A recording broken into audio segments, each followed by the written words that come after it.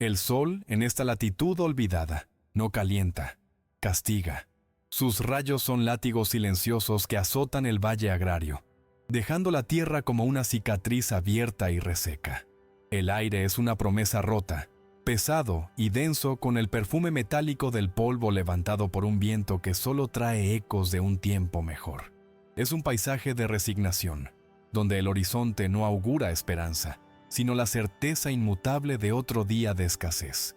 Aquí, a finales de los años 40, la vida se mide por la humedad que queda en los ojos antes de que el sol la evapore. Y en medio de esa sequía bíblica, se alza la figura enjuta de Helena, con las manos como corteza y la mirada como ceniza encendida. Su vida, al igual que el valle, está marcada por una injusticia que se siente tan antigua como las montañas áridas que silban al fondo. Helena ha sido despojada de su hogar y su herencia, una viuda para la cual la ley escrita de la propiedad es menos importante que la ley no escrita de la jerarquía patriarcal. Su suegra y su cuñado actuaron con la rapidez fría de los buitres, dejando a esta mujer apenas un último y cruel recordatorio de su pasado. Una sola vaca famélica, cuyo esqueleto se adivinaba bajo la piel. Esta vaca flaca no era un activo, era un símbolo de su humillación y de la precaria frontera que separaba a Helena y a sus dos pequeños de la inanición total. ¿Y a ti? ¿Alguna vez te han despojado de lo que es justo, sintiendo en carne propia esa injusticia que duele más que el hambre? Coméntanos aquí abajo qué harías en su lugar, si ese dolor te llevaría a los límites. Y suscríbete para que más personas conozcan historias de coraje como esta. Lo que el nuevo cacique local, su cuñado, no entendía era que Helena no se movía por la codicia, sino por una fuerza más antigua y peligrosa: la culpa de madre, la culpa de no poder proteger a sus hijos de la miseria, la que quemaba sus entrañas y la impulsaba a tomar decisiones que una mujer decente de ese tiempo jamás consideraría. Un día más sin pasto, un día más sin sustento, y ese único rastro de su antigua vida, la vaca, desaparecería, y con ella, la última esperanza. Este miedo, esta desesperación primitiva, fue la que una noche, bajo una luna mentirosa, la hizo mirar hacia donde nadie se atrevía: el cañón prohibido. El cañón era un sitio temido por los ancianos, un lugar donde, según los murmullos, el tiempo y las reglas de Dios se habían roto. Y sin embargo, esa noche, un rastro de luces antinaturales, casi espectrales, parecía flotar desde sus profundidades como una invitación maligna. Helena no era supersticiosa por elección, sino por desesperación. Si el infierno ofrecía pasto para su vaca, ella caminaría hacia él sin dudar, porque el verdadero infierno ya lo vivía en la periferia de esa aldea cruel. El temor de lo que encontraría era superado por el terror de no hacer nada. Aferrada a una soga desgastada, llevando a su esquelético animal a cuestas, comenzó el descenso hacia lo desconocido, con el corazón latiéndole no por miedo a los fantasmas, sino por la amenaza tangible del hambre. El olor de la tierra muerta se disolvía a medida que bajaba, reemplazado por un aire cargado de una humedad extraña, casi dulce. Los terrones agrietados de la superficie daban paso a una densa sombra que parecía tragarse el sonido. Ella se preguntó por un instante si su razón la había abandonado al borde del precipicio, si la locura era el único refugio que le quedaba. Y luego lo vio, tras una curva de roca volcánica. El cañón se abría en un espectáculo irreal. No era un tesoro de oro, sino algo mucho más valioso en este tiempo: un vergel vibrante. El agua brotaba en seco de una grieta de la pared, y la vegetación era de un verde obsceno, con una vitalidad antinatural que desafiaba toda lógica y meteorología. Era un milagro, un refugio que solo existía fuera de las normas de la sociedad, un secreto que, si se descubría, la condenaría o la salvaría. El precio de esa fertilidad, se dijo Helena, tendría que ser menor que el precio de la muerte lenta. Su primer impulso no fue el júbilo, sino un escalofrío helado. La tierra no era generosa, sino sospechosamente fértil. Algo había ocurrido allí, algo que los ancianos temían y que había sido sellado por el silencio de generaciones. La vaca, Al sentir el olor a pasto fresco, soltó un mugido débil y esperanzado, su primera señal de vida real en semanas. En ese mugido, Elena sintió la justificación de su pecado. Había abrazado lo proscrito, el lugar que solo podía ofrecer salvación si ella estaba dispuesta a convertirse en una proscrita. La historia, la verdadera historia de Elena, comenzaba no con la pérdida, sino con el encuentro de un lugar que era, a la vez, su salvación y su condena. El pueblo, llamado simplemente La Hondonada, era una herida parda en el mapa de Suramérica, un lugar donde el tiempo se había detenido, pero la miseria había avanzado sin piedad. Los años 40 habían traído poco más que el recuerdo amargo de un progreso que nunca llegó. La sociedad era un entramado de líneas de poder tan rígidas como las rocas del cañón. Los dueños de la tierra arriba, los peones resignados abajo, y las mujeres, siempre bajo el yugo del peso patriarcal. El sol se levantaba sobre la hondonada, revelando techos de teja descascarillada, y el silencio opresivo de la gente, que se había acostumbrado a la necesidad y a la resignación. Elena, antes de ser una viuda despojada, había sido la sombra sumisa del terrateniente menor. Ahora, esa sombra se había solidificado en una figura de vulnerabilidad extrema. El hogar, la casa de adobe que había limpiado y calentado por años, no era suyo por derecho, sino por la gracia de un apellido que ya no llevaba con orgullo. Tras la muerte del marido, esa ley no escrita de la familia política, fría y precisa, la había expulsado, negándole no solo el afecto, sino la más mínima herencia de tierras que la mantuviera a flote. El olor de su refugio en la periferia era una mezcla agridulce de humo de leña húmeda y sudor seco, un aroma de pobreza sin disimulo. Su día comenzaba con el chirrido de la vieja puerta de madera, siempre antes del amanecer, cuando el frío de la noche aún prometía tregua al calor que llegaría. Su rutina era un ejercicio de contabilidad de la escasez. ¿Cuánto maíz quedaba? ¿Cuántas veces podían hervir el caldo? ¿Y cuánto esfuerzo más podía pedirle a su única vaca, la parda? Elena había aprendido que en ese valle el silencio era más ruidoso que cualquier tormenta. El silencio de sus hijos preguntando por comida que no podía darles. El silencio de las miradas de los vecinos que la veían como un estorbo, una pieza de metal oxidado que la sociedad ya no quería ni podía usar. Era una madre de manos endurecidas no por el cariño, sino por la urgencia de excavar la supervivencia de sus críos de la tierra indiferente. Su motivación central no era la avaricia por recuperar lo perdido, sino una relación emocional con la dignidad. Quería ser capaz de mirarse al espejo y ver a una proveedora, no a una mendiga. Que sus hijos tuvieran un legado, por simple que fuera, suficiente para comer y un techo sin el constante miedo al desalojo. En la médula de su ser, latía la ferida emocional de la culpa, el peso de no haber sido más fuerte, más astuta, para protegerlos de esta miseria heredada. Ella tenía una fortaleza silenciosa, de esas que se forjan en el campo donde no hay lugar para lamentos. Su rostro era una cartografía de esa tenacidad. Arrugas profundas alrededor de los ojos, no de risa, sino de años de escudriñar horizontes en busca de lluvia, de esperanza o de amenazas. La resignación que flotaba en el ambiente de la hondonada no había calado en ella. Su espíritu, aunque magullado, se negaba a doblegarse. La imagen de sus hijos, pequeños y con los estómagos hambrientos, era la que la mantenía despierta en la penumbra. Por ellos, Elena no era una víctima pasiva. Era una guerrera primitiva dispuesta a ir más allá de las fronteras morales que la iglesia y la sociedad le habían impuesto. Lo que la movía era la supervivencia incondicional de su linaje, un mandato biológico y emocional que anulaba cualquier miedo o convención. La vida en la periferia era solitaria. El único sonido constante era el silbido del viento frío que se colaba por las rendijas de su choza, un sonido que le recordaba la hostilidad del entorno.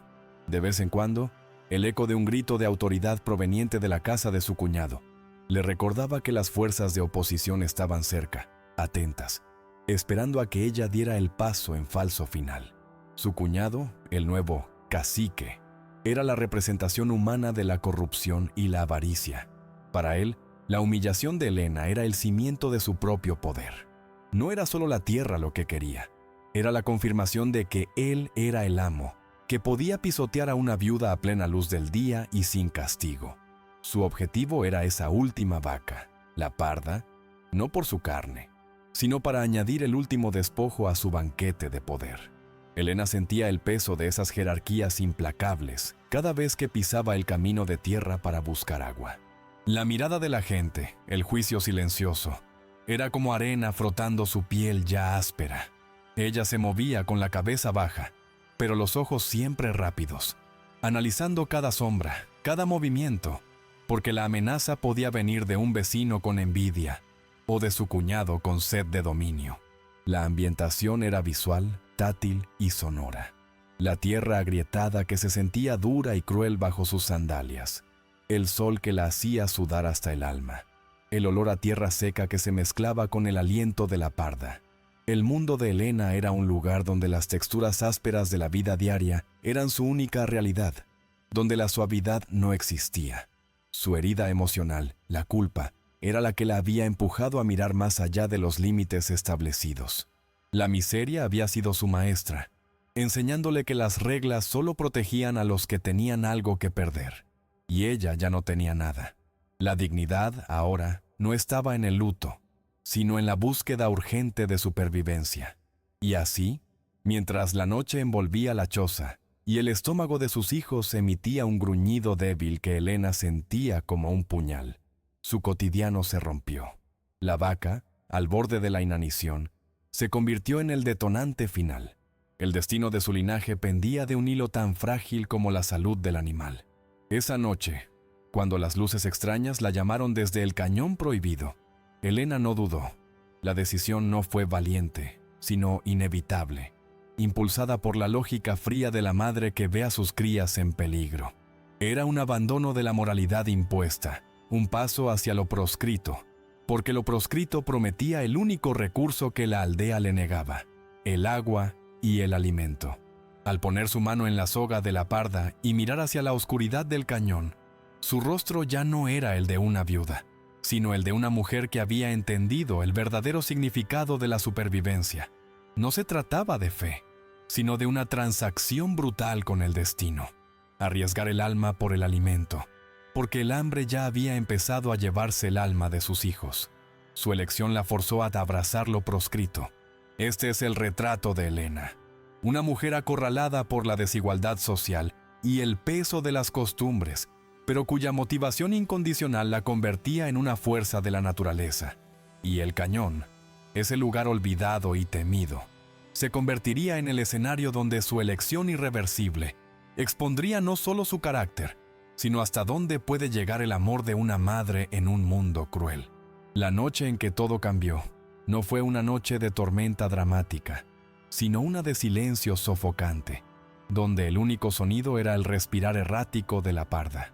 La vaca, ese último y magro activo, tosía con un sonido seco, metálico, que a Helena le sonó a sentencia de muerte.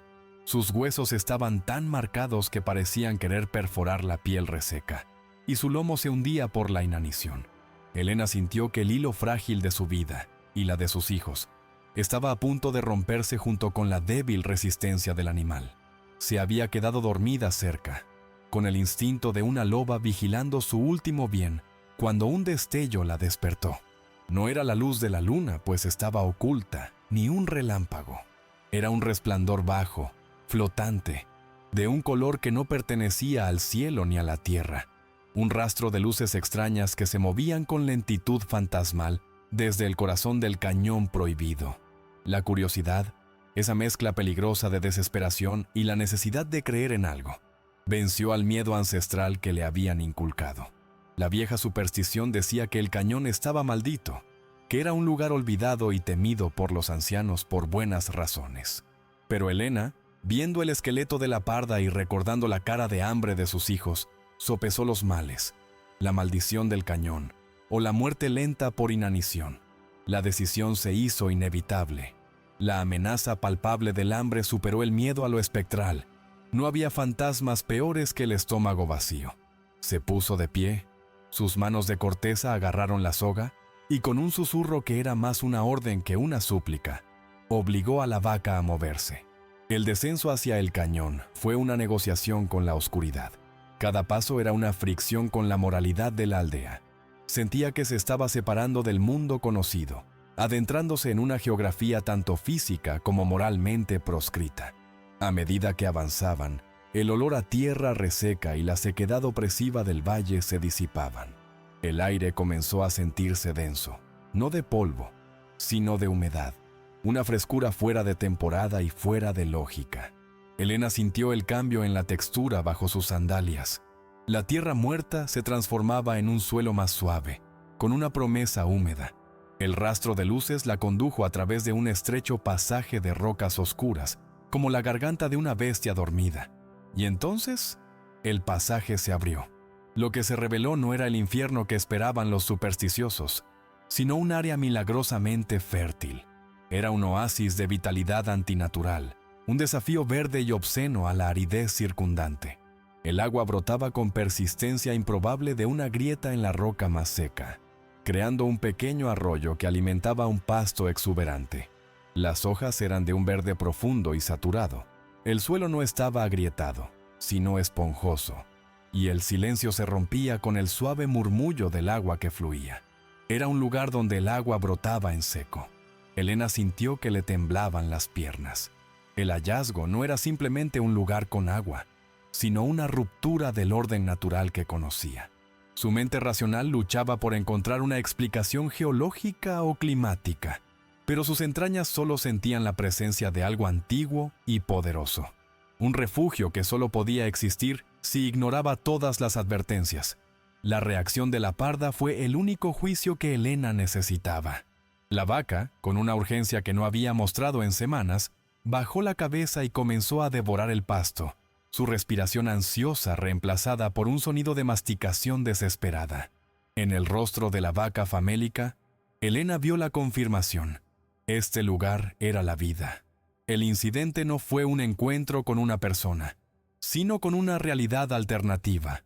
Elena sabía que si se quedaba, el refugio la obligaría a abrazar lo proscrito. Dejar el valle por este agujero verde era un acto de desafío moral. Se convertiría en una paria a los ojos de la aldea, pero una salvadora a los ojos de sus hijos. La consecuencia emocional de ese descubrimiento fue la fusión de la esperanza con un miedo constante y primario. La alegría de encontrar sustento era inmediatamente contaminada por la certeza de que una fertilidad tan antinatural debía tener un costo. El cañón no era un regalo de Dios, sino la promesa de un pacto, y Elena, la única firmante. Esa noche, arrastró a sus hijos durmientes hasta el cañón, cubriendo su rastro con la meticulosidad de un animal acorralado. El olor de la tierra húmeda, el murmullo del agua, se convirtieron en la nueva ambientación de su supervivencia. Había cambiado la sequedad de la periferia por la tensión mística de lo prohibido. El incidente incitante era la obligación de actuar. Permanecer en la periferia significaba la muerte. Entrar al cañón significaba la vida, pero a costa de romper con todas las normas sociales y de exponerse a una fuerza que aún no comprendía. La elección ya estaba hecha. Al tomar la primera decisión, entrar, Elena había puesto en marcha una cadena de eventos irreversibles. Se había convertido en un objetivo doble. Para su cuñado, que tarde o temprano notaría su ausencia y la mejoría de la vaca, y para la entidad antigua que regía ese vergel. La presión humana, la del cacique que quería su humillación total, y la carne de la parda, ahora tenía un contrapeso, la presión silenciosa de lo sobrenatural. Ella se había refugiado del mal humano en el seno de un mal simbólico o ancestral. Al despertar al día siguiente con el olor del rocío y el sonido del agua, Elena se dio cuenta de que su lucha por la supervivencia había pasado de ser una batalla contra la miseria a una contra las fuerzas de la naturaleza y del destino. El cañón era su tablero de ajedrez y el alimento de sus hijos, la única pieza que le importaba. El cañón se había convertido en su hogar secreto, su fortaleza y, posiblemente, su tumba viva. El miedo que ahora sentía no era el miedo a la pobreza, sino el espanto contenido de saber que había un precio por esa vida milagrosa, y que ese precio se cobraría pronto. Los primeros días en el cañón fueron una tregua engañosa, una paz tensa construida sobre el terror. Elena pasaba las mañanas observando a sus hijos comer con una avidez que antes le habría dolido y ahora la llenaba de una satisfacción oscura, sabiendo que el precio de ese alimento era el secreto y la soledad. La vaca, la parda, comenzó a recuperar un brillo en el pelaje, un testimonio vivo de la vitalidad antinatural del lugar. Pero la tregua tenía sus límites. El miedo constante y primario que Elena sentía provenía de la propia tierra. La vegetación crecía con una velocidad alarmante. Sus colores eran demasiado intensos y a veces la atmósfera en el centro del vergel se hacía tan espesa que le costaba respirar. Era como si el lugar estuviera respirando, como si el silencio no fuera ausencia de sonido, sino la espera de algo. A unos kilómetros de allí, en la hondonada, el cuñado de Elena, el cacique local, ya había notado la ausencia. Al principio, lo tomó como una confirmación de su triunfo. La viuda había huido por la vergüenza, tal como él había planeado. Su avaricia estaba momentáneamente satisfecha, pero su poder requería la confirmación total, la humillación pública y la carne de la parda que le había sido negada. La tensión social comenzó a filtrarse en el aislamiento de Elena. Un día, al aventurarse a buscar unos utensilios olvidados cerca de la periferia, escuchó los murmullos. La gente la buscaba no por preocupación, sino porque su huida era un desafío sutil a la autoridad del cacique. Había rumores de que se había marchado con otro hombre, una mancha más en su ya mancillada reputación. Elena regresó al cañón con la boca seca, entendiendo que el tiempo de su refugio estaba contado. El riesgo había aumentado. Ya no era solo la amenaza del hambre, sino la urgencia de ser encontrada y arrastrada de vuelta, donde el cuñado se encargaría de su destino y el de sus hijos. Su introspección se hizo más profunda. ¿Había condenado a sus hijos a una vida de fugitivos por el mero hecho de darles de comer? Mientras tanto, en el cañón, la entidad antigua comenzaba a hacer sentir su presencia. Los niños, que jugaban despreocupados en el vergel, a veces se quedaban quietos, mirando un punto fijo en la pared de roca, como si vieran algo que Elena no podía. Cuando les preguntaba, respondían con el mismo silencio confuso que ella temía. Una mañana, Elena encontró una pequeña ofrenda de flores marchitas y tierra negra depositada al pie de la grieta de donde brotaba el agua. No era obra de sus hijos. Un escalofrío le recorrió la espalda. Este era el primer indicio de que la fuerza antigua no era ciega ni pasiva. Estaba observando y exigiendo un respeto o un costo. La vulnerabilidad de Elena se manifestó en el miedo a la oscuridad. Antes, la noche era solo una tregua. Ahora, era el momento en que el cañón parecía hacerse más grande y menos hospitalario. Las sombras se movían de forma extraña, y los murmullos del viento sonaban a voces sin cuerpo, recordándole la amenaza sobrenatural. El cuñado, por su parte, sintió que su poder estaba siendo socavado por la simple desaparición de la viuda. La gente de la hondonada empezó a susurrar que quizás Elena había encontrado una manera de sobrevivir sin él, un pensamiento intolerable para el cacique. Decidió organizar una búsqueda. Elena vio la primera señal de esa búsqueda en la distancia. El polvo levantado por un grupo de hombres a caballo que barrían la periferia de la aldea. El riesgo se volvió urgente. Ya no era suficiente esconderse. Tenía que preparar una defensa en su refugio proscrito, el único lugar donde tenía una ventaja. El conflicto interno de Elena se intensificó. ¿Hasta dónde llegaría para proteger a sus hijos? ¿Se aliaría con la fuerza del cañón a riesgo de un pacto terrible? La lucha interna se fundía con la necesidad de la acción. Una tarde, mientras cavaba una pequeña trinchera como rudimentaria defensa, sus dedos chocaron con algo duro. No era una roca. Al desenterrarlo, descubrió un diario ajado o una serie de pergaminos deteriorados, escritos en una lengua casi olvidada. Este objeto, un micro cliffhanger al final de un día tenso, prometía la revelación.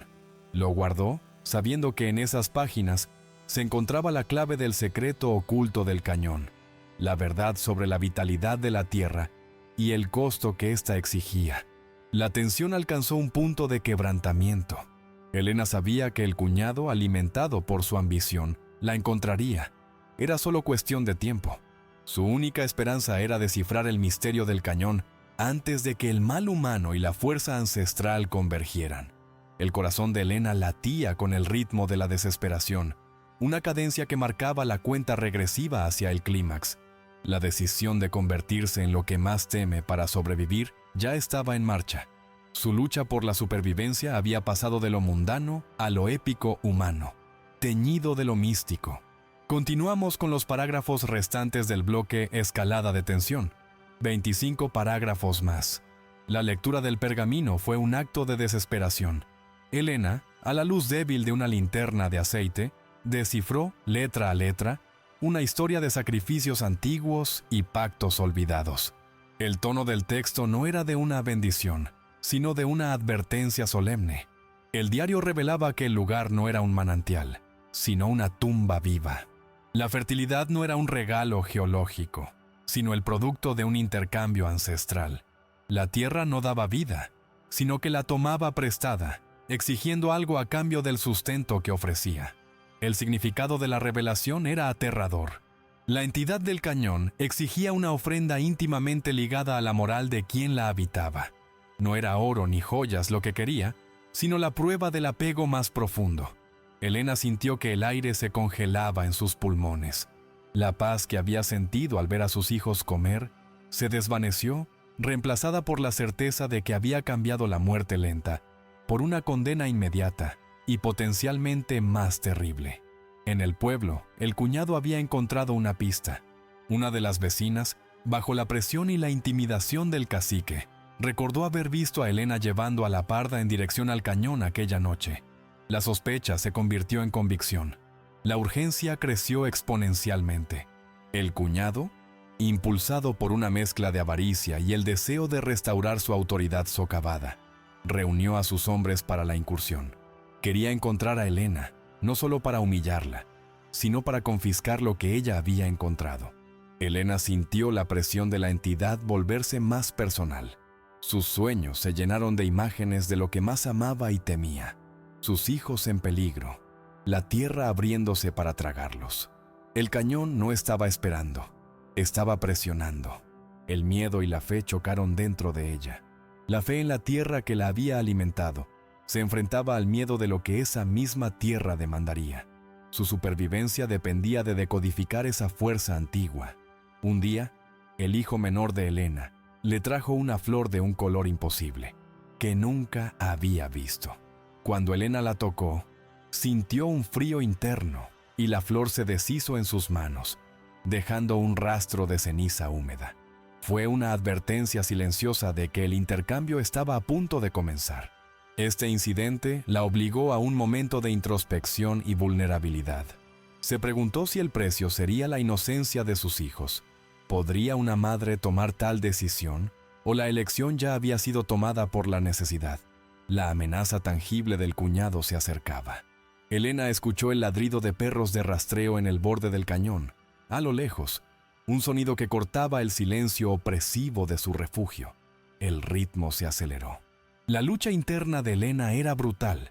Sacrificarse a sí misma para apaciguar a la entidad y salvar a sus hijos de la inanición, o enfrentar al cuñado y arriesgar la ira del cañón. La culpa de no haber protegido mejor a sus hijos la impulsaba hacia la acción. El espanto contenido era su estado permanente. El terror no era lo que vendría después de su muerte, sino lo que sucedería a sus hijos si ella fallaba en su misión de supervivencia. En un acto de acción desesperada, Elena decidió usar el conocimiento recién adquirido. Preparó una pequeña ceremonia en el corazón del vergel, intentando renegociar el pacto con la fuerza antigua, pidiendo tiempo, pidiendo una alianza. Ella ofreció la única cosa que le quedaba, algo más valioso que la vaca, su propio miedo. Lo depositó en la tierra como una ofrenda, como una prueba de su coraje silencioso. Un intento de cambiar su estatus de víctima por el de resistencia primitiva. La entidad respondió de forma sutil. El suelo tembló levemente, y la luz antinatural se hizo más fuerte, casi dolorosa. Elena sintió que el cañón había aceptado el intercambio, pero el precio final aún estaba pendiente. El microcliffhanger es inminente. Se escucharon voces de hombres, ásperas y llenas de autoridad, resonando en el angosto cañón. El cacique había llegado. Elena se escondió con sus hijos en la densa vegetación del vergel, susurrando que permanecieran en silencio. El enfrentamiento era inevitable. La amenaza humana y la sobrenatural estaban a punto de converger. Su corazón, ese motor de desesperación primitiva, golpeaba contra sus costillas. Los riesgos se habían materializado. La vida de sus hijos dependía de que ella usara el poder de la tierra, aceptando su costo. El cuñado y sus hombres irrumpieron en el vergel, sus botas resonando en el suelo húmedo, profanando el silencio del lugar. Sus ojos, llenos de avaricia, se fijaron en la vegetación exuberante, y el asombro se mezcló con la sospecha. El conflicto no era solo por la tierra, sino por el poder, la dignidad y la supervivencia. Elena era ahora la guardiana de un secreto que desafiaba la ley de su cuñado. En ese momento de máxima tensión, Elena supo que el dilema moral ya no era una elección entre huir o quedarse, sino entre matar o morir. Su verdadero carácter estaba a punto de ser revelado. El clímax estaba preparado. El enfrentamiento final en el corazón místico del cañón. El destino de la viuda y el de su linaje se decidiría en un acto de lucha física y lucha interna. La cadencia de la habla se detiene aquí. La siguiente escena sería la revelación y el dilema. A la luz temblorosa de una linterna de aceite que había recuperado de la periferia, Elena se inclinó sobre el diario ajado que había desenterrado, sus ojos cansados siguiendo el rastro de la tinta casi borrada. El texto no era la historia de un hombre, sino un compendio de rituales, la crónica silenciosa de una comunidad que había habitado el cañón hace siglos. Eran símbolos arcaicos y frases en una lengua que olía a tierra y a humo. El esfuerzo de descifrado era una carrera contra el tiempo y el sonido de los perros de rastreo que se acercaban. Elena usaba su conocimiento básico de la flora y la simbología antigua de su abuela para traducir el horror. Cada palabra entendida era un escalón descendente hacia una verdad más oscura. La verdad central, la que la golpeó como el látigo del sol, era que el vergel no era una fuente de vida, sino una tumba viva. Los ancestros no habían encontrado agua, sino que habían aprendido a negociar con la sequía. El cañón no estaba maldito, estaba pactado. La vitalidad antinatural de la tierra no era casual, era el producto de un pacto ancestral donde la naturaleza no daba generosamente, sino que intercambiaba. El ciclo de fertilidad, la promesa de abundancia en la aridez, se alimentaba de un costo.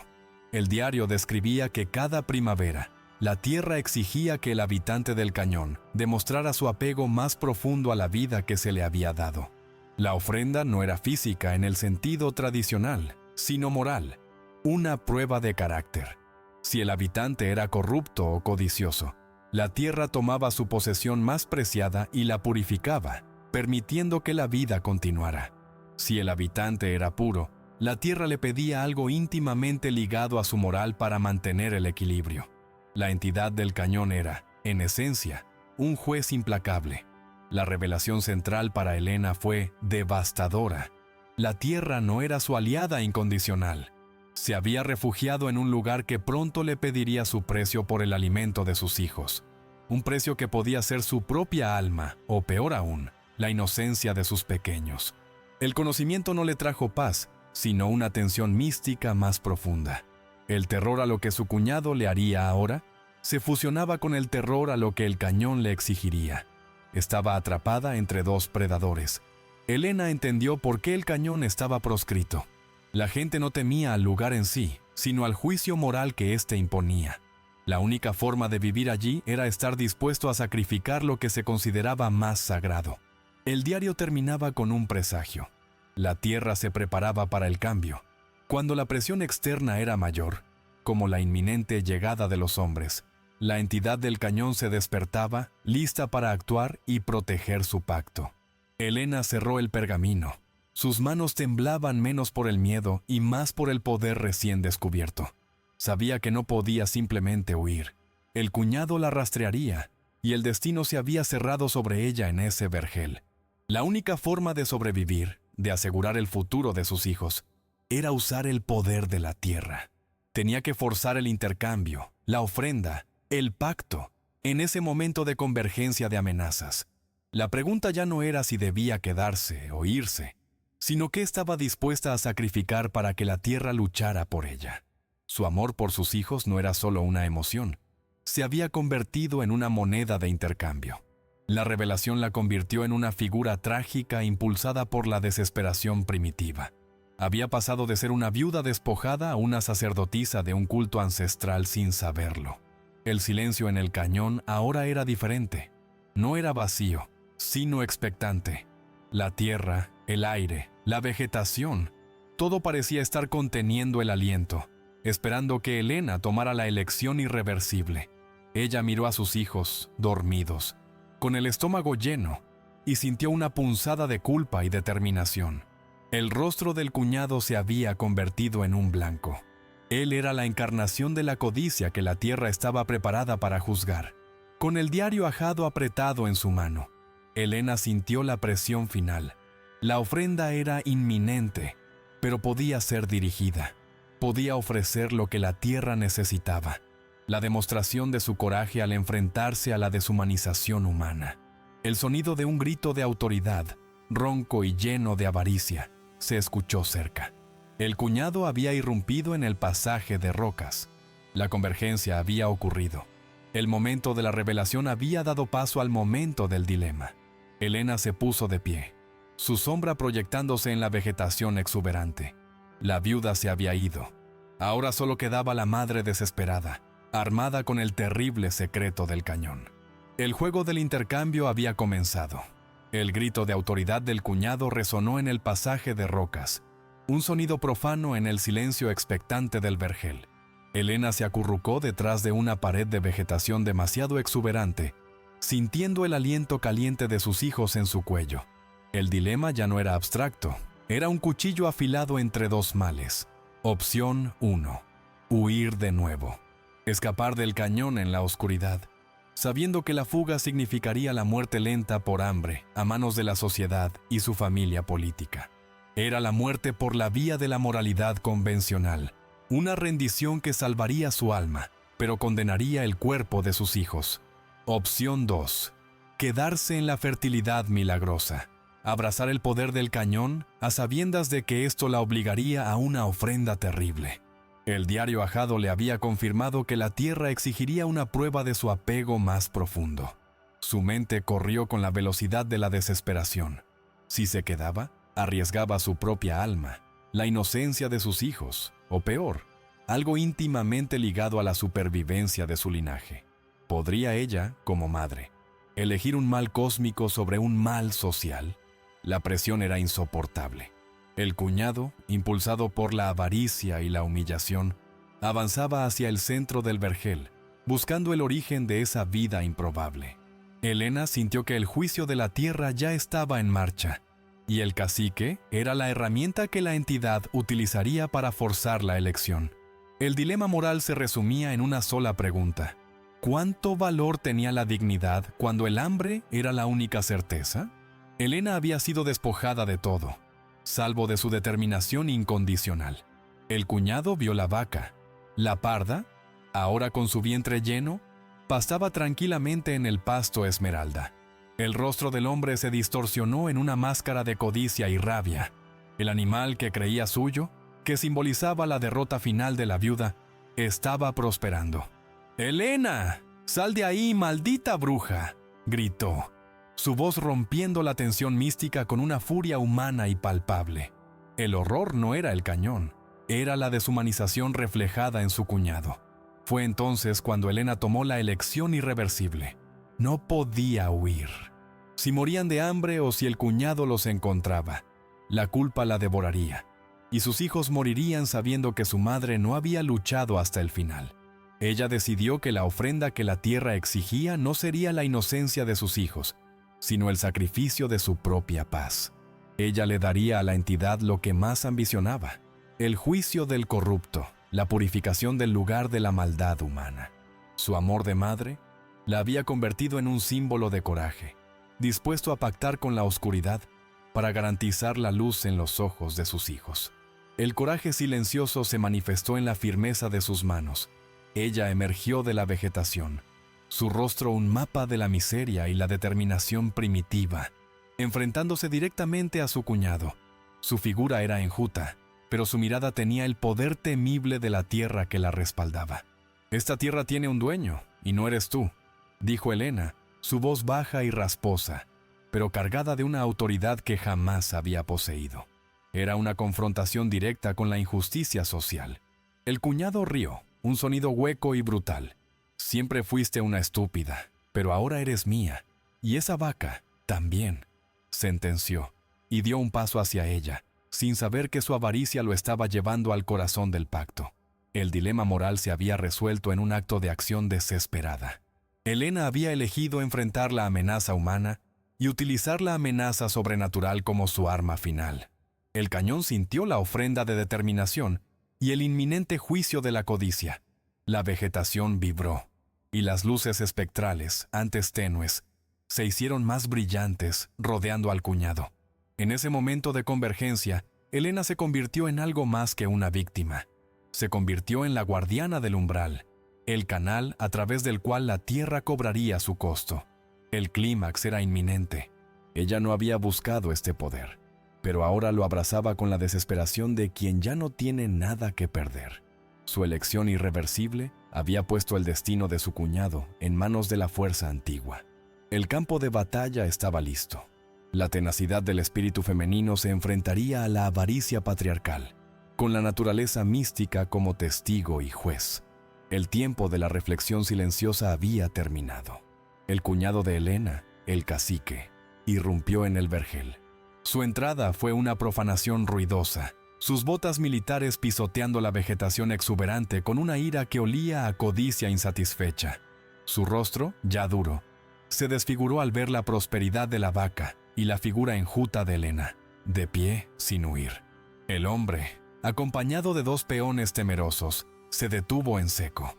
El asombro se mezcló con la sospecha. El lugar no tenía sentido. Era una explosión verde en medio de un páramo reseco. Vio la grieta de donde brotaba el agua, y sus ojos se encendieron con la misma avaricia que lo había llevado a despojar a Helena en primer lugar. «Así que aquí estabas, perra de la suerte», rugió, avanzando hacia ella con las manos cerradas. Su objetivo no era solo la vaca, sino restaurar su poder mediante la humillación pública y total. Él representaba la amenaza humana más tangible, el mal social que Helena había intentado evitar. Helena, sin pestañear, salió de la sombra de la roca, sus hijos aún ocultos detrás de ella.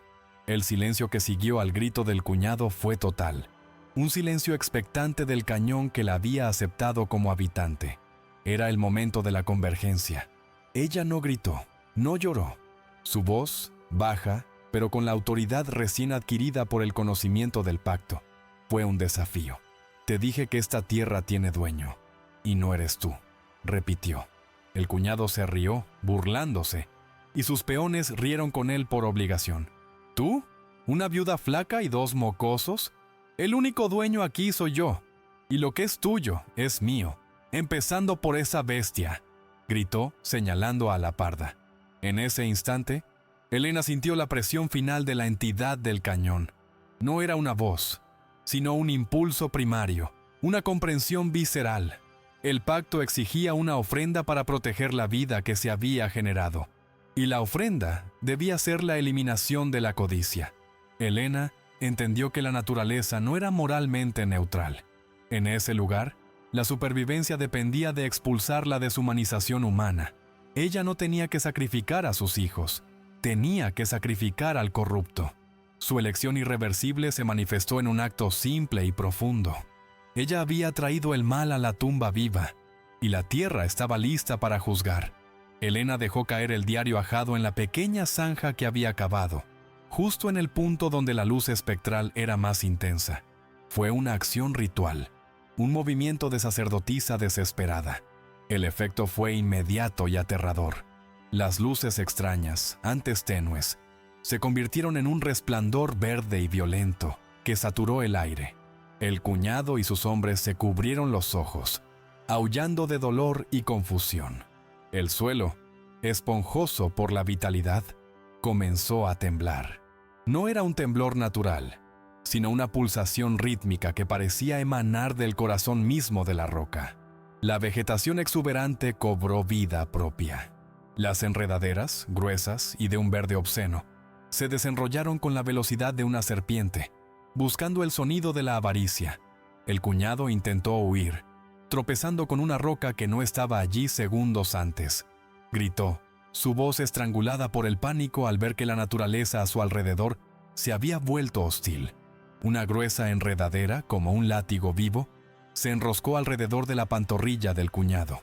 El hombre cayó, sus gritos ahora puros de terror, ya no de autoridad. La amenaza sobrenatural había tomado el mando. Elena vio la justicia primitiva en acción. La tierra estaba cobrando su ofrenda, el sacrificio de la codicia que había intentado contaminar su fertilidad. Sus hijos, al escuchar el terror en la voz del tío, salieron de su escondite. Vieron a su madre de pie, erguida, con un poder silencioso, mientras el mal humano era sofocado por la fuerza antigua. El cuñado fue arrastrado hacia la grieta de donde brotaba el agua, su cuerpo luchando inútilmente contra la fuerza de las enredaderas.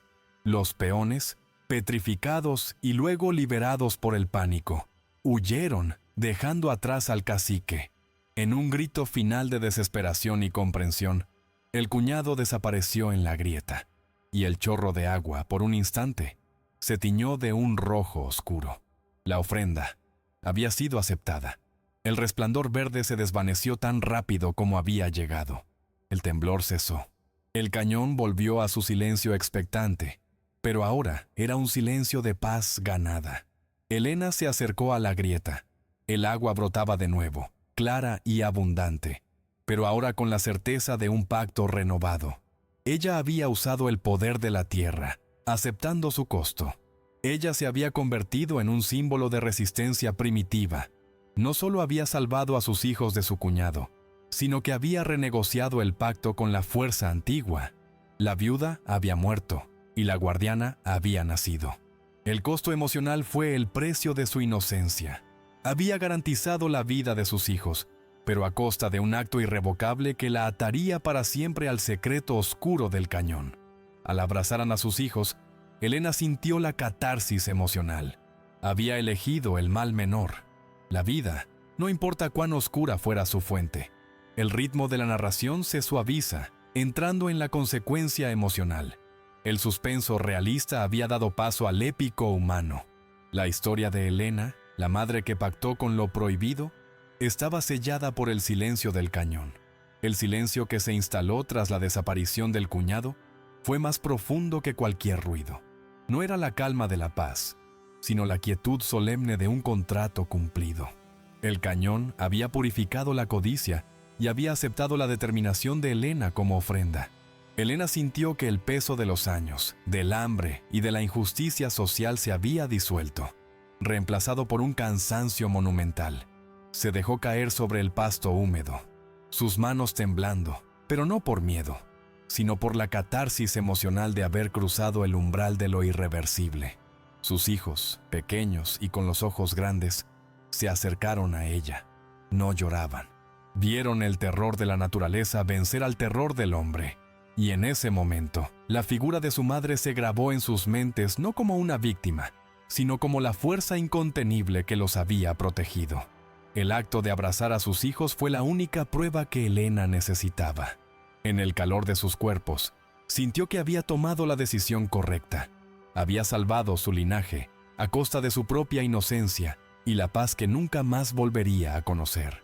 La parda, ajena a la tragedia humana y cósmica, siguió pastando, un símbolo de la vida que Elena había logrado asegurar. El animal, que antes representaba su humillación, ahora era el testimonio vivo de su triunfo brutal. El costo emocional de Elena fue el conocimiento. Sabía que el cañón la protegería, pero a un precio constante. Cada día de alimento sería un recordatorio del pacto sellado con sangre y misterio, una carga que llevaría en silencio. Los días que siguieron fueron de una paz vigilante. Elena se movía con la tenacidad del espíritu femenino que había abrazado el borde de la oscuridad. Su supervivencia había redefinido su fe. Ya no confiaba en los hombres. sino en la tierra implacable que exigía justicia. En la hondonada se corrieron rumores. Los peones que huyeron hablaron de luces diabólicas y de la tierra que tragaba hombres, reforzando el estigma del cañón. El cuñado desapareció sin dejar rastro, y su autoridad se desmoronó, incapaz de ser heredada por la ausencia del cuerpo. Helena nunca regresó a la periferia de la aldea. Se quedó en el vergel místico, convirtiéndose en una figura de leyenda temida. Su refugio se convirtió en su fortaleza inexpugnable, y sus hijos crecieron con la certeza de que su madre era diferente, guardiana de un secreto terrible. El paisaje, antes una extensión de terrones agrietados, se había convertido en un santuario verde. Helena, con el tiempo, aprendió a leer los signos de la tierra, entendiendo cuándo el intercambio se acercaba y qué respeto se le debía. Su vida estaba marcada por el espanto contenido. No temía al hambre, sino a la tentación de la codicia en el corazón de sus hijos, pues sabía que la tierra no toleraría la corrupción. Su tarea no había terminado. Ahora era vigilar la moralidad de su linaje. La imagen final es de Helena, observando el sol ponerse sobre las montañas áridas. Su mirada es de una determinación pétrea. Las arrugas en su rostro no son de dolor, sino de resistencia primitiva. Ella había alcanzado su motivación central, la supervivencia incondicional de su linaje, pero lo había hecho abrazando el borde de la oscuridad. La historia de Helena no era un cuento de hadas, era una narrativa amarga sobre el precio de la vida en un mundo cruel. Había encontrado la redención a través del sacrificio, no el de ella, sino el de su paz interior. El destino de Helena, la viuda despojada, se había consumado en la de la guardiana del cañón, cuya existencia era un recordatorio silencioso de que a veces, para mantenerse vivo, hay que convertirse en lo que más se teme. La historia de Helena es un espejo áspero, que nos devuelve la imagen de la tenacidad del espíritu femenino frente a la adversidad más brutal. Nos enseña que en el desierto de la injusticia social y la miseria, el amor de una madre no es una emoción pasiva, sino una moneda de intercambio con el destino. El verdadero horror que la historia revela no reside en la fuerza ancestral del cañón, sino en la deshumanización humana. La entidad mística solo exigió el juicio de la codicia que la sociedad había permitido prosperar, demostrando que a veces la naturaleza es menos cruel que el hombre. Helena se vio forzada a abrazar el borde de la oscuridad. Su redención no vino a través de la fe tradicional, sino de un sacrificio de su propia paz y de un pacto con lo proscrito.